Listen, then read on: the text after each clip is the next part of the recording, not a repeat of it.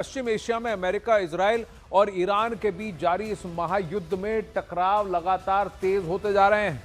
Missile, drone और rocket हमलों के बीच कई देशों में हालात तनाव भरे भी हुए हैं। इजराइल, ईरान, लेबनान और खाड़ी के कई इलाकों में लगातार सैन्य कार्रवाई की खबरें सामने आ रही हैं। कहीं ड्रोन हमले हुए हैं, कहीं मिसाइलें दागी गई हैं, तो कहीं एयर डिफेंस सिस्टम उन्हें रोकने की कोशिश में जुटे हुए हैं। जैसे जैसे जंग बढ़ रही है वैसे वैसे तेल संकट भी बढ़ रहा है, यानी जंग के 11वें दिन प्रॉब्लम ही प्रॉब्लम है और दुनिया इसका सॉल्यूशन ढूंढ रही है। इस वक्त बड़ी खबर आ रही है अखाड़ा में। ईरान में जारी हलचल के बीच अमेरिकी राष्ट्रपति डोनाल्ड ट्रंप ने रूस के राष्ट्रपति व्लादिमीर पुतिन को फोन किया है। दोनों नेताओं में करीब 1 घंटे की बातचीत हुई है और खुद ट्रंप ने इस बातचीत को बेहद पॉजिटिव बताया और कहा कि पुतिन ने मदद की पेशकश की है। हालांकि उन्होंने इससे ज्यादा कुछ नहीं कहा, लेकिन रूस की तरफ से जिस तरह की खबरें आ रही हैं वो सीधे सीधे मध्यस्थता के संकेत देती हैं। क्रेमलिन के सलाहकार के मुताबिक पुतिन ने जंग समाप्त करने के कई सुझाव दिए और राजनीतिक कूटनीतिक हल पर जोर दिया।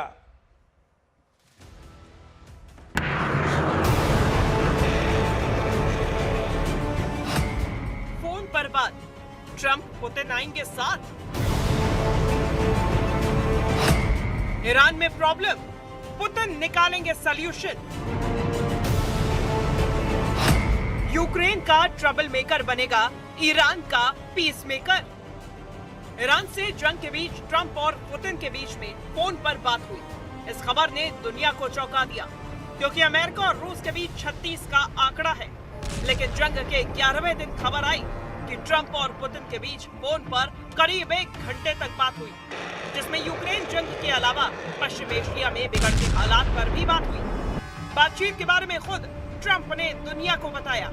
Very good call with President Putin. We had a lot of people on the line from our side, from his side. We were talking about Ukraine, which is just a never-ending fight, and Look, there's tremendous hatred between President Putin and President Zelensky. They can't seem to get it together. But I think it was a positive call on that subject. And we obviously talked then about the Middle East. And he wants to be helpful. I said, you could be more helpful by getting the Ukraine-Russia war over with. That would be more helpful. But we had a very good talk. Trump ने केवल Putin से बातचीत के बारे में ही नहीं बताया, बल्कि एक पत्रकार के सवाल के जवाब में ये भी कह दिया कि ईरान के साथ जंग जल्द खत्म हो सकती है। In Iran, you called it an excursion. You said it would be over soon. Are you thinking this week it will be over? No, Are you talking but soon. about days? I think soon. Okay, and with respect Very to soon. Look. Trump ने ये तो कहा कि जंग जल्द खत्म होगी, लेकिन उन्होंने ये नहीं बताया कि कब और कैसे। यानी एक बार फिर दुनिया को कंफ्यूज कर दिया। वो अलग बात है कि पुतिन से उनकी बातचीत ने उम्मीद की किरण दिखाई, क्योंकि रूस और ईरान के रिश्ते अच्छे हैं, या यूं कहें कि बहुत अच्छे हैं। इसलिए पुतिन मदद कर सकते हैं। इस बारे में रूस की ओर से बयान आया, जिसमें बताया गया कि बातचीत के दौरान पुतिन ने ईरान और अमेरिका इजराइल के बीच चल रहे युद्ध को जल्द खत्म करने के लिए प्रस्ताव रखा। रूस का कहना है कि फोन कॉल अमेरिका की पहल पर हुई। रूसी समाचार एजेंसीज के मुताबिक पुतिन के कूटनीतिक सलाहकार यूरी उशाकोव ने बताया कि ट्रंप और पुतिन की बातचीत लगभग 1 घंटे तक चली।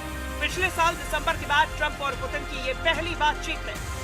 दोनों नेताओं के बीच पिछले साल अगस्त में अलास्का में बातचीत हुई थी और एक बार फिर दोनों ने बात की। ट्रंप ने कहा कि जंग जल्द खत्म होगी। पुतिन ने कहा कि वो मध्यस्थता करना चाहते हैं, या यूं कहे कि पुतिन जंग की आग में सुलग रहे पश्चिम एशिया में पीस मेकर बनना चाहते हैं। वो अलग बात है कि पुतिन जो चाहते हैं वो अमेरिका को कबूल होगा या नहीं।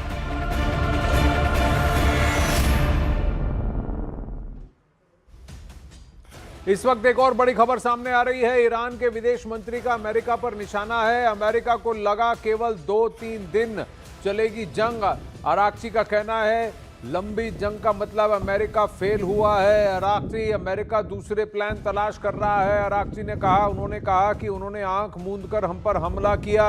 अमेरिका के पास जंग रोकने का प्लान नहीं है, ऐसा अराक्ची कह रहे हैं।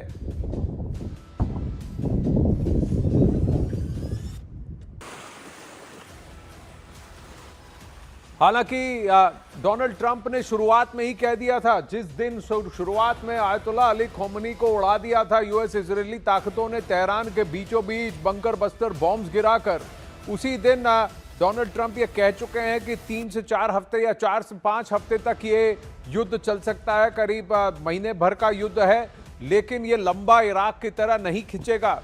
वहीं अराक्ची इस बात का जवाब अब तक नहीं दे पाए हैं, ईरान इस बात का जवाब नहीं दे पाया कि उनकी सारी मिसाइल डिफेंस सिस्टम और उनकी पूरी इंटेलिजेंस क्यों ये नहीं भाप पाई कि यूएस और इजरायल इतने बड़े हमले की तैयारी कर रहे हैं, वो अपने सुप्रीम लीडर को क्यों नहीं बचा पाए, इसका जवाब आज तक अराक्ची नहीं दे पाए।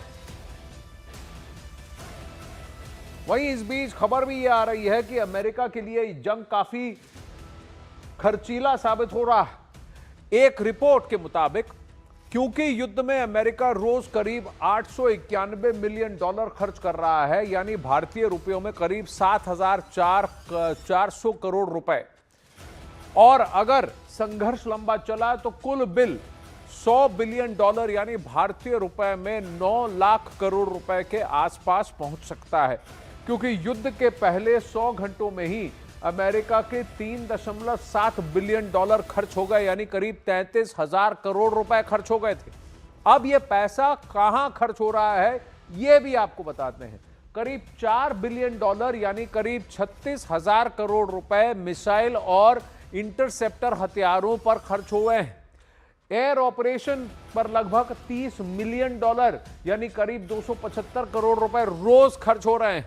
नौसेना ऑपरेशन पर भी करीब 15 मिलियन यानी कि 137 करोड़ रुपए रोजाना खर्च हो रहे हैं, उसके आसपास का अमाउंट है। इसके अलावा जमीनी ऑपरेशन पर भी करीब 1.6 मिलियन यानी करीब 14 करोड़ रुपए खर्च हो रहे हैं हर दिन। यानी अमेरिका का एक दिन का युद्ध खर्च कई छोटे देशों की जीडीपी के बराबर है, और सिर्फ 10 दिनों में खर्च कई अरब डॉलर अब तक पहुंच चुका है। यह खर्चा $10 बिलियन के ऊपर, $10 बिलियन के ऊपर युद्ध का खर्चा हो चुका है। एक और बड़ी खबर है, महायुद्ध के मैदान से यह बड़ी खबर सामने आ रही है। ईरान ने शाहिद ड्रोन से इराक में यूएस एयरबेस को निशाना बनाया है। उत्तरी इराक में एरबिल शहर में यूएस का बेस मौजूद है, और यहीं पर शाहिद 136 कामेकाजे ड्रोन के जरिए ईरान ने ताबड़तोड़ हमला किया है। यानी कि आप मान लीजिए कि एक ड्रोन की स्ट्रीम वहां पहुंची है। शायद ड्रोन स्वॉर्म में नहीं जाते हैं, एक के पीछे एक लंबी कतार में स्ट्रीम होती है, जो वहां के रक्षा कवच को भेद कर ये सुइसाइड ड्रोन होती हैं, जिनके ऊपर करीब 50 किलोग्राम का एक्सप्लोजिव होता है।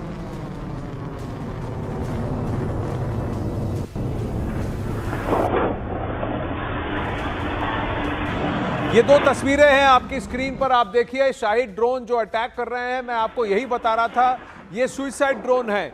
एक बार ये लॉन्च हो गए, इनके अंदर जीपीएस कोऑर्डिनेट जहां पर भी लोड हो गया, ये ड्रोन वापस नहीं आता, वहां जाकर तीर की तरह जाकर वहीं पर गिर जाता है और फूट जाता है। इसके ऊपर करीब 50 किलोग्राम का एक्सप्लोजिव होता है, और इसको जैसा आप देख रहे हैं ये दिन में रात में कभी भी ट्रैवल कर सकता है, और करीब 100 किलोमीटर प्रति घंटे की रफ्तार से उड़ता है, और काफी लंबी दूरी तय भी कर सकता है ये शाहिद ड्रोन। और एक के पीछे एक ही ट्यूब से, एक मोबाइल ट्रक से, अगर आप ट्रक का कंटेनर जितना कंटेनर ट्रक होता है उसके पीछे के लॉन्चिंग एरिया से एक ट्यूब में से करीब 6 ड्रोन एक साथ आते हैं और एक के पीछे एक जाते हैं, तो तीर की तरह एक स्ट्रीम बनाकर वो जाकर के जहां पर उनका कोऑर्डिनेट फीड होता है वहीं पर जाकर गिरते हैं। यानी एक साथ 6 ड्रोन, 300 किलोग्राम की मारक शक्ति। ये शाहिद 136 ड्रोन है जिसका तोड़ अभी तक यूएस इजराइल ठीक से निकाल नहीं पाए, और इसीलिए जेलेंस्की को उन्होंने गुहार लगाई है। और ईरान के शाहिद ड्रोन ने अमेरिका की नींद हराम कर दी है। ड्रोन तकनीक के मामले में अमेरिका दुनिया के टॉप देशों में आता है, लेकिन युद्ध के मैदान में उसका सामना ईरानी ड्रोन शाहिद से हो रहा है। हालांकि अमेरिका खुद भी दुनिया का सबसे उन्नत ड्रोन MQ-9 रीपर ड्रोन बनाता है, लेकिन मौजूदा युद्ध में शाहिद सबके छक्के छुड़ा रहा है, क्योंकि ये कॉस्ट इफेक्टिव ड्रोन है। रीपर ड्रोन बहुत महंगा ड्रोन है। शाहिद ड्रोन की कीमत $20,000 से कम है पर ड्रोन, लेकिन वो जो नुकसान कर रहा है उससे 10 गुना ज्यादा का नुकसान कर रहा है। रीपर के मुकाबले शाहिद ड्रोन की तुलना करें तो लगातार उड़ान के मामले में रीपर ड्रोन शाहिद के मुकाबले थोड़ी पीछे है। रफ्तार के मामले में भी शाहिद ड्रोन अमेरिकी रीपर से आगे है। हथियार ले जाने की क्षमता में भी रीपर का कोई मुकाबला नहीं है। और रेंज की बात करें तो शाहिद की रेंज 60,000 किलोमीटर है, जबकि रीपर का डेटा इस बारे में सार्वजनिक नहीं किया गया है। शाहिद को सबसे ज्यादा कामयाब बनाता है उसकी लागत। दावा किया जाता है कि एक शाहिद ड्रोन बनाने में महज $20,000 खर्च आता है, जबकि इसके मुकाबले MQ-9 रीपर को बनाने में $30 मिलियन प्रति यूनिट का खर्च आता है। तो आप कंपैरिजन देखिए।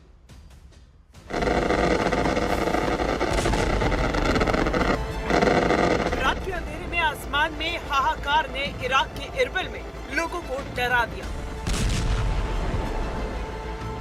वहां इरबिल में इराक की वायुसेना ने एक के बाद एक कई ड्रोन्स हवा में उड़ाए, जिसकी वजह से आसमान में एक लड़ी सी बन गई। लगातार धमाकों की आवाज आई, जिससे इराक का इरबिल प्रांत थर्रा गया। ईरान की सेना ने इरबिल के इंटरनेशनल एयरपोर्ट के पास भी हमला किया, जिसका इराक की वायुसेना ने जवाब दिया। हवा में ही जंग शुरू हो गई। वहां रात भर लोगों की नींद उड़ी रही, क्योंकि आसमान में बम फूट रहे थे, धमाके हो रहे थे, मिसाइल से मिसाइल और ड्रोन से ड्रोन टकरा रहे थे, जिसे दूर से देखकर लगा कि आतिशबाजी हो रही है, लेकिन असल में ये पश्चिम एशिया में फैलती जंग की आग थी। इरबिल इराक के कुर्दिस्तान प्रांत की राजधानी है। इस इलाके को कुर्द समुदाय का सांस्कृतिक और राजनीतिक केंद्र कहा जाता है, क्योंकि यहाँ 93% आबादी कुर्द समुदाय की है। यानी ईरान ने अमेरिकी सैन्य ठिकानों को तबाह करने के नाम पर इरबिल पर हमला तो कर दिया, लेकिन ये हमला उसके लिए वॉर का एक नया फ्रंट खोल सकता है, क्योंकि इरबिल पर हमले का सीधा मतलब हुआ कुर्द समुदाय के लोगों से लड़ना।